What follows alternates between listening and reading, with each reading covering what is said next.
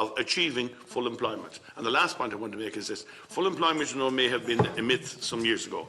When we get our business structures properly organised and our economy growing sustainably over a period of time, then full employment will follow, as will a fairly dramatic increase in our population, all of which will be of huge economic benefit. Thank you. Sullivan. Thank you very much. Apologies I was late, but I did read the briefing. I'm struck by the disparity that you pointed out between, on one hand, a country like Laos and on the other hand, somewhere like Singapore. And I'm just trying to get my head around having all of that great variety within the one agreement, or try to get us within that. You talked about, in your presentation, 3 pillars: security, economic, socio-cultural. From my interest, I'm wondering where human rights comes into that. Due diligence, labour rights, labour laws, because we know that in a number of the countries, and I suppose I've mentioned the Philippines and Myanmar particularly, we have very severe human rights abuses, particularly of women and also of children. And we do see great numbers of children working at ages where they should not be working, and a terrible abuse there. So where is the voice from your organisation on those particular issues? And now maybe I missed it in the reading, so apologies if I did. I'm just wondering about Taiwan. Are they included somewhere? And my other one is on Sri Lanka, which again is a country that has very significant human rights abuses.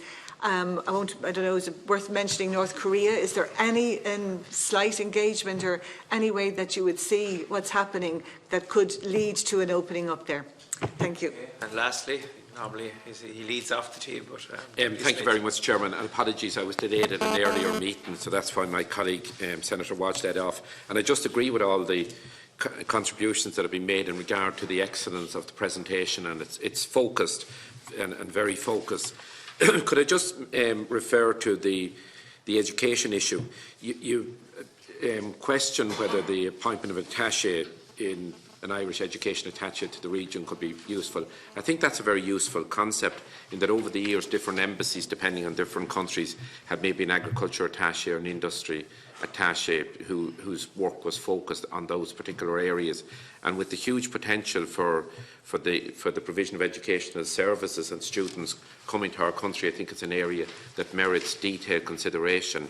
Could I also just refer to the Brand Ireland concept, and I think Senator Watts referred to it as well.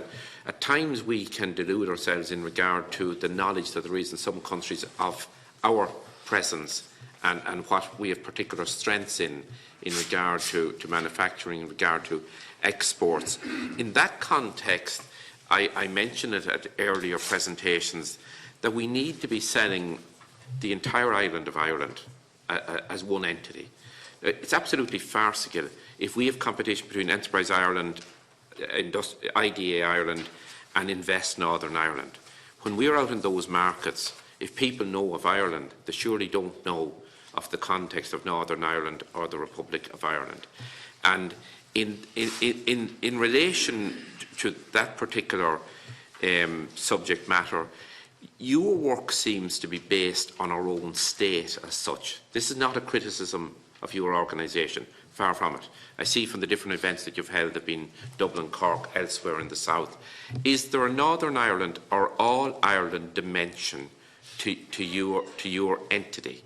And if there's not, I would love to see you push out the boundary somewhat to change the architecture of your organisation to have it embraced in an all-Ireland context. I know at times non-governmental organisations would be very much focused and based on the configuration of the statutory agencies.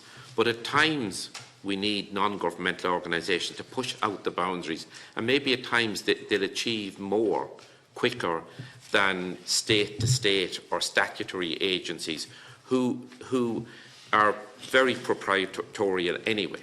So I would hope that in your work that you're focused on an all-Ireland context, and and I would say it to the different statutory agencies who come here before us, we will not lose in our state if there's the utmost cooperation between Invest Northern Ireland and the Department of Investment, Trade and Enterprise in Northern Ireland and between our Department of Jobs and Enterprise and our own statutory agencies. Because if inward investment comes to Northern Ireland, it's beneficial to the South. Similarly, in foreign direct investment coming to the South is beneficial to all of Ireland. Similarly, if we can grow export markets for that companies in Northern Ireland or Southern Ireland can access, it's beneficial for the entire state. And I would hope that your work will be focused on the all-Ireland context. It's not a criticism, it's a suggestion. Thank you, Chairman. Okay, thank you very much indeed.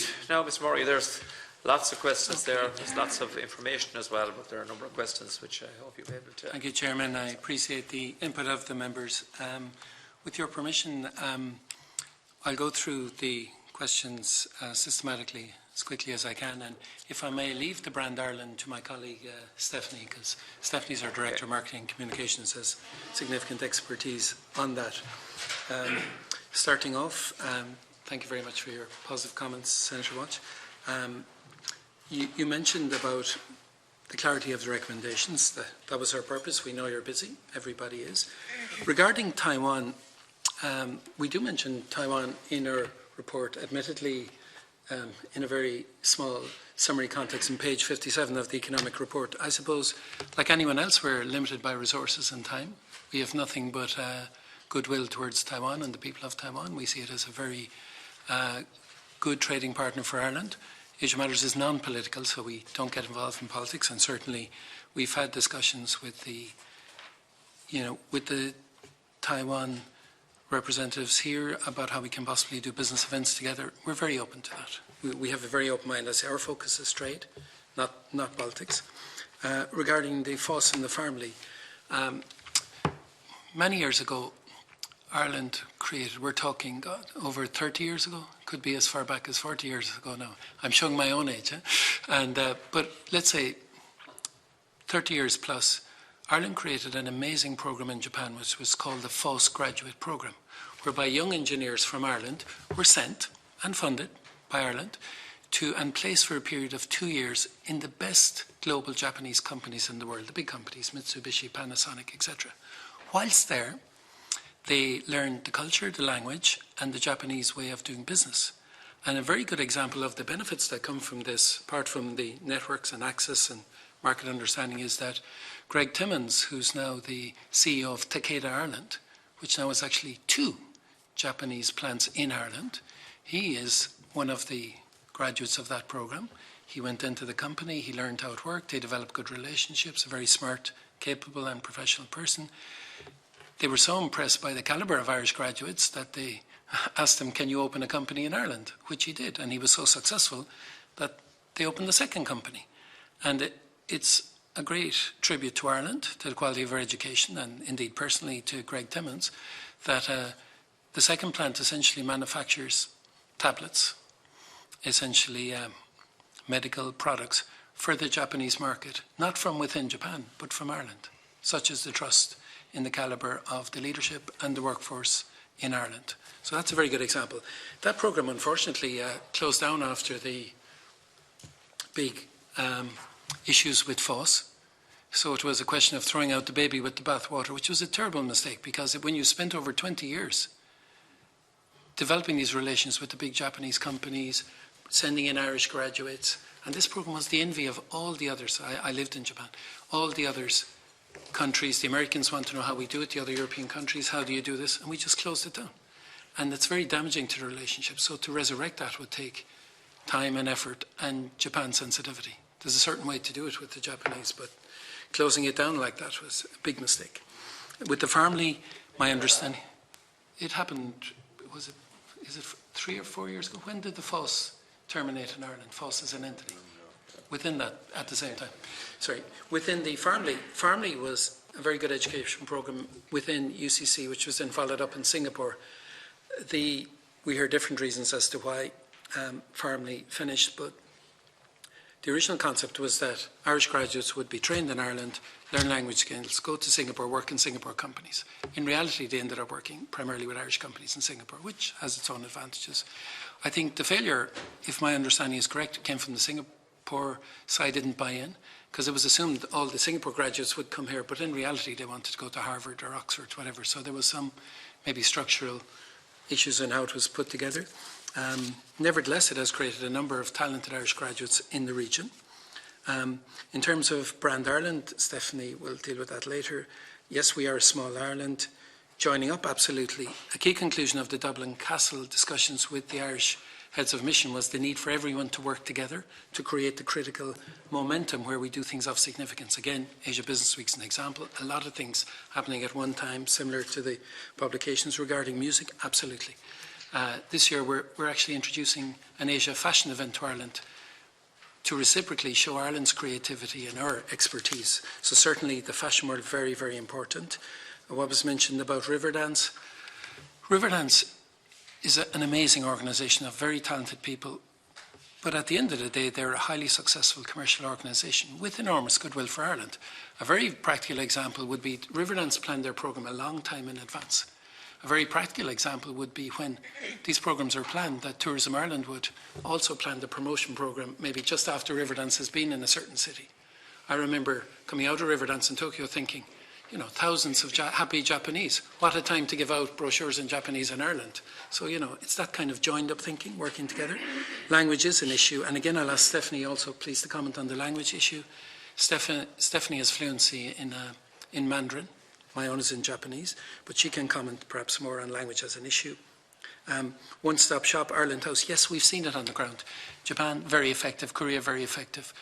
With the greatest respect, and I understand the state agencies are in different places, but sometimes Asian cities are so big and the traffic issues are so difficult that just going from one place to another reduces the impact of having VIPs going in, meeting the ambassador and having everyone together, plus the shared team spirit. Food and agri-tech, yes. It was a surprise to me too when that person in the ADB mentioned no awareness of Ireland's food and agri-tech expertise. I think what it shows you is we're all so busy between the inbox and the work schedules that unless we make a focused effort of targeted promotion to key people, we're not going to get that recognition. You know, this could have been somebody I didn't ask. I wanted to respect the person. I didn't want to show, that this person should be embarrassed not knowing about us. Why should he or she? But it could have been someone who came from a different area, suddenly into agriculture, suddenly responsible for this. In terms of course, I reported it back. Ireland's membership of the Asian Development Bank is run essentially through the Department of Finance. So I reported to key people there who have forwarded on, and obviously to people in the food and agri-tech agencies. In terms of Deputy Byrne's comments, and thank you, Deputy Byrne. Yes, we have done a lot of conferences. Perhaps more importantly, we've done conferences in Asia deliberately, because that creates a huge momentum. When we do our conferences in Asia, these are EU Asia conferences. But when we've done this in Tokyo and in Beijing, all the EU stakeholders in the city, plus the local government side and broader Asian colleagues, they all focus around an EU-Asia event in one city. But it's an event run by an Irish organisation which very much puts Ireland on the radar. And of course we work closely with the Ambassador and Team Ireland. May I say that regarding education, if it's okay, I will hand education over to you, Stephanie, as well at the end. So Stephanie will deal with branding and education. But I would say that we are partnering with the Higher Education Authority during Asia Business Week deliberately to focus on education, to start joining up the thinking. Regarding the Colombians, absolutely. I've stayed with the Colombians in Japan as well. Amazing people doing incredible work. The Jesuits also. Huge linkages potentials. And again, the Higher Education Authority have done great work, particularly in relation to Brazil, and that model is there to be replicated with Asia. I suppose, looking at all the comments, I think sometimes the problem I find is the lack of joined-up thinking, but also people focus sometimes on process more than progress. And I think our focus has to be progress over process. Of course, we have to do things in the right manner, but the theme should be let's focus on getting things done and results and progress rather than simply the process. In Malaysia, my understanding, which may be wrong, is that the amount of Malaysian students going to the Royal College of Surgeons is beginning to dip. It's deemed expensive compared to some competitive institutions. Now, the Royal College of Surgeons is an absolutely fine institution, and certainly if the Indonesian MOU comes online, I think there will be many people go there, particularly in the medical fields.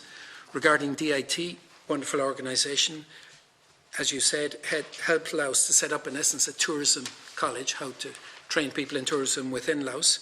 Also, when we were on the ground, I met a lot of education people in a recent trip to ASEAN, including in the ADB. And what they said is quite interesting, that Asia no longer wants to be simply a marketing recruitment ground for students for Europe. What they want is European institutions to go into Asia and partner with them. So DIT, perfect example, and indeed needs the support. I'm not familiar with any changes in the programme. Certainly, again, in terms of joined-up thinking, it would be great if we had one institution, one sector, or one country, or whatever. Internships, relationships, absolutely. I may take a little credit in that I was the Vice Chairman of the Dublin-Beijing Committee at the time and met with Beijing and asked them what they wanted. And they said that at the time, they have over 60 now, they had 45 twin-sister relationships. I said to them quite honestly, how many of those are really strong? They said 3. I said, why? Because we talk to each other all the time. And from this communication in Beijing City Hall came the idea of internships. So it means we have ambassadors for Dublin and Ireland who go back to Beijing. Last year I spent 3 months in Beijing, and it's win-win for everyone. Great if we could extend that. Deputy Osnadi, Gaurav Magat. Why the delay? To be fair, I think Team Ireland is doing well. All government departments, we get fantastic support in the agencies. We're very appreciative, are working very, very sincerely. Again, linked to the idea of the Minister, I think the delay is due to a lack of joined-up thinking. It's worrying sometimes that people are spending minimal resources essentially doing the same thing as opposed to parcelling it out, where some cases internal people, sometimes external people can be more effective. Everyone is busy, so I think it's how to get Ireland on people's radar in a focused way. Bad rep for the EFL schools, absolutely, very tragic what happened. And again there, whereas forgive me, I used to be the Chief Executive of the Association of Compliance Officers in Financial Services. Now I am no longer in that role. I can say that, broadly speaking, in some cases we may have too much regulation. In some cases we may not have enough, which would be my answer for that. I speak in a personal capacity. Sometimes less is more, I think, with a focus on quality. How to enhance the experience of travellers.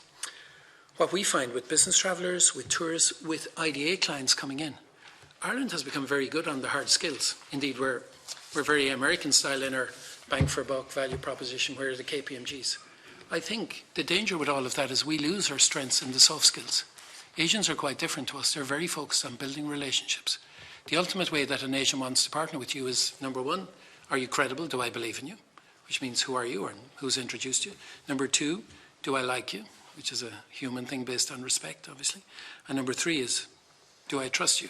If I believe in you, I like you, and I trust you, we're definitely going to do business. The only question is what makes sense. In Ireland, it's the opposite way around. It's a kind of a clinical, here's the KPMGs, let's try and build a relation based on this. So we need to meet somewhere in the middle. The Irish going to Australia, absolutely everyone is trying for this. Beijing is trying to get them to go to Beijing. How to do it? Again, experts like Kevin Tolan from Dublin Airport Authority, they know this. So again, I think a minister coordinating would bring key experts to put this together. Filipinos in Ireland, very sad that we have almost 13,000 Filipinos who contribute wonderfully to healthcare and indeed to the care of many elderly people in Ireland, and they have no embassy. That embassy shut down shortly after we officially opened there. I assure you there was no connection, because essentially the ambassador got sick. And as sometimes happens in bureaucracies, they just put it in under London, which with respect doesn't allow the same engagement as they would wish. I suspect the Arab Spring was a contributing factor, because the huge millions of Filipinos working in these Arab countries were very vulnerable, so their embassies had to redouble the servicing to get them home, so it's just a point of information. Sorry, Chairman. Absolutely. Again, I would say, and I think it's quite important to stress, that we see the benefit of Asia, not just for Dublin.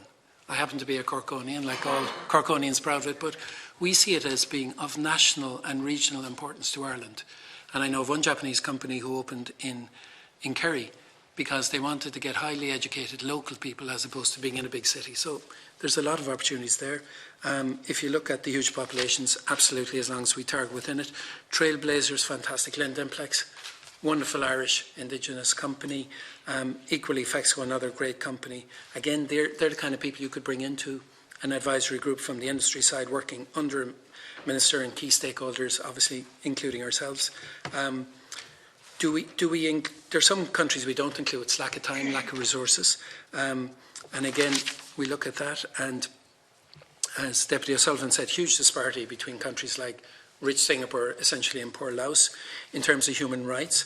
Myanmar, Philippines, we don't particularly focus on that area, which we understand is under the remit of Foreign Affairs, who make their views very well known.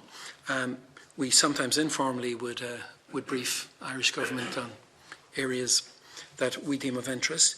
We once did a briefing on North Korea as a request, but it was complicated. It was a Canadian NGO, and we were asked to do it off the record. So we invited some key people from the government to get a current briefing.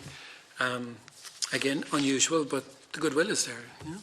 Of course, it's automatic for us that everything should be ethical and, forgive me, compliant in all engagement, and any serious Irish companies going abroad take that as a given. In terms of Deputy Smith's comments, Cavan, again, you'll be happy to hear, Deputy Smith, that this year during Asia Business Week we're giving an award to a Cavan-based company, an ASEAN company from Thailand called Indorama Ventures, which essentially rescued, the Wellman company in Cavan, employing almost 400 people, which got lost for a few years under private equity. So in essence, those 400 jobs could have gone. So there are other big companies in ASEAN like that who can come in as IDA clients and can locate anywhere, including, white knight rescue scenarios. Brand Ireland, I leave to Stephanie. Do we delude ourselves? Yes, we do. One of the worries that I see in our engagement with Asia is we very rarely talk about competition. We very rarely talk about what other countries are doing. And I know some of the members have mentioned the level of resources other embassies have. We need to put in context. If we're selling anything from Ireland to anyone of significance in Asia, we're following a long line of other people who may in many ways be selling the same thing.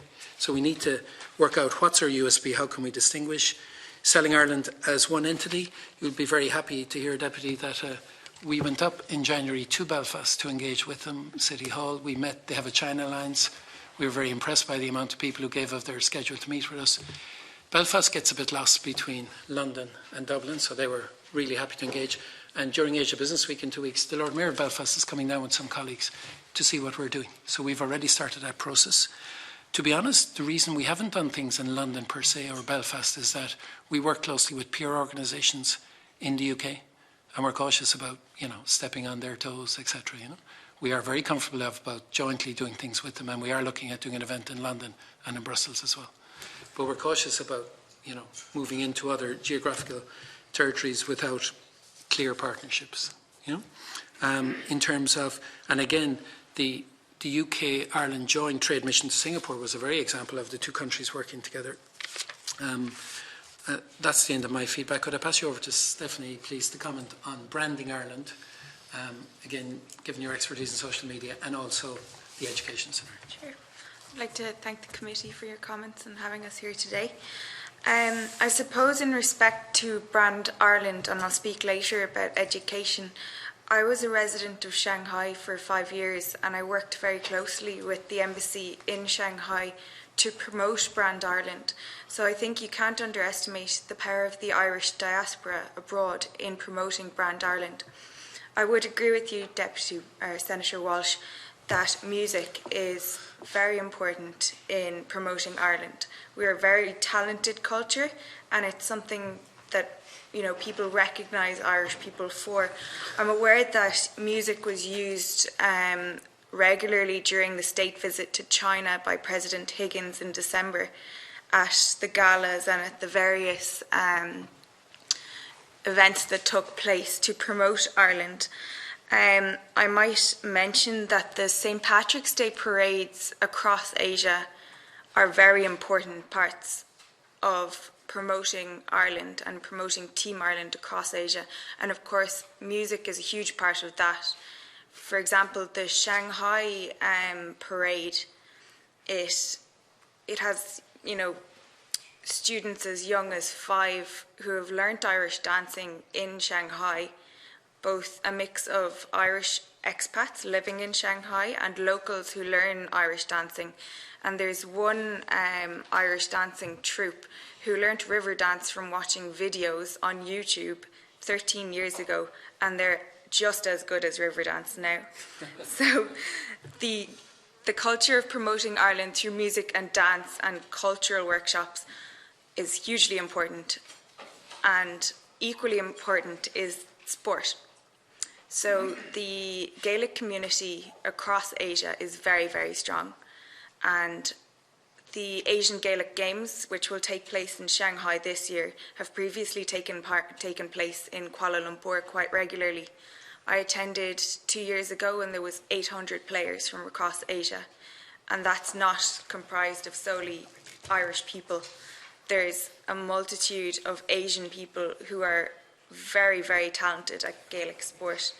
In addition to this, the hurling All-Stars toured Asia about 2 years ago. I know Marty Morrissey came to Shanghai for that and was travelling with them to present Irish hurling to the diaspora in Shanghai and across all of Asia.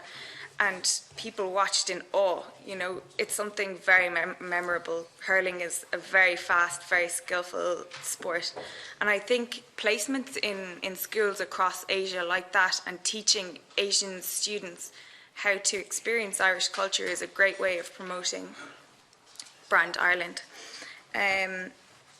One particular approach that has been used by other countries in promoting their own brand, for example New Zealand, is inviting celebrities to come to the country. So we would invite celebrities who have millions of followers on social media in Asia to come and experience Ireland. And Ireland has a lot to offer, between the Giant's Causeway and more recently the Wild Atlantic Way. You exhibit these through social media to millions of people across Asia, and that is great promotion. And you do so in their own language. You market to them in their own language. I'm just conscious there's a vote in the Dáil, so if you could maybe Sure, no problem. move on quickly, because I think we'll have to get members back again. Yeah. We'll move on to education. I know there was a mention about all the institutions competing against each other. I know this has been mentioned to us previously by Asians in Asia, heads of universities, that they're fed up of, you know, institutions coming and selling the same thing. More recently, institutions have come together, such as the 3U partnership. It's a partnership between Maynooth, I think it's DCU and RCSI, and they're coming together to market, and they've opened an office in Beijing. So they're collectively trying to attract students to Ireland. The RCSI Penang Development Centre is a great partnership and has proved very, very successful. I would say that's a more targeted audience, you know. I think the young professional placements both ways is vitally important, like the Beijing interns coming to Ireland. Across Asia, placements across Asia are vitally important. So I'll leave it at that. Okay.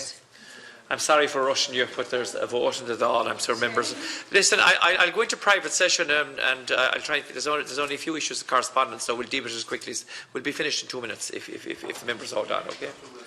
Okay. So thank you very much indeed for coming in before the committee. We're now in private session. Okay.